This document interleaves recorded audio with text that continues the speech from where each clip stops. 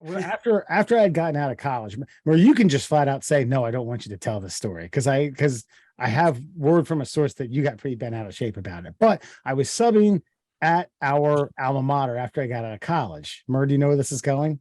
Nah, not yet. Okay, I ran into a teacher that Oh, pretty, Christmas. that's correct. This guy, pretty much everyone that went through this high school had him. Okay, if you went to Perryville High School at some point between, I don't know, the fucking early 70s to the early 2000s into the mid 2000s, you had him. It was a rite of Yeah, passage. we had like 8 of those. Yeah. I know. So I know. he was asking about, how I was doing, but how the job hunt was going. I was like, it's great. I'm subbing, things are really looking up here.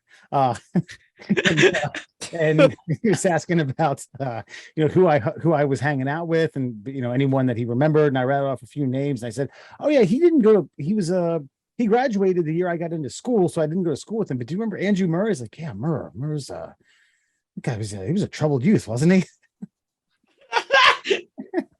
That's a great fucking usage.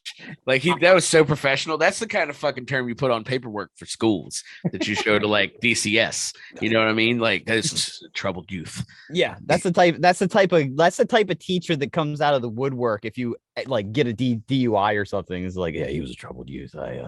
I'm not surprised he ran over that entire parade of elderly women. Jesus Christ. Red hats.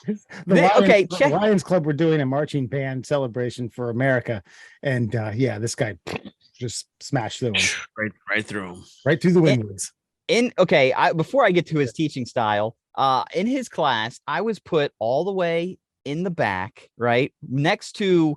Okay, I don't want to mention names. I won't do like I did the last time we had conversations about people with names. But they ended up becoming a state police officer. Classic high school bully turns into a police officer. Sat back next to him and the kid who liked to drop acid in the morning, and those two sat right next to me. And I, you know what I mean. So I had these two jawing off at each other. In fact, they got into 3 fights in one semester in his class. I'm in the back. Meanwhile, this guy's up there like fucking like Charlie Chaplin just got into the soundies like, oh, first you get arrested, then you go to jail, then you call your lawyer, get out on bail. Fucking doing some fucking Broadway musical to teach fucking civics. So yes, his is the only class I failed. Everybody else who apparently has working brains, Mr. Christmas was the greatest man that ever lived. He used to sing song and dance and do show tunes to the fucking fuck that guy. I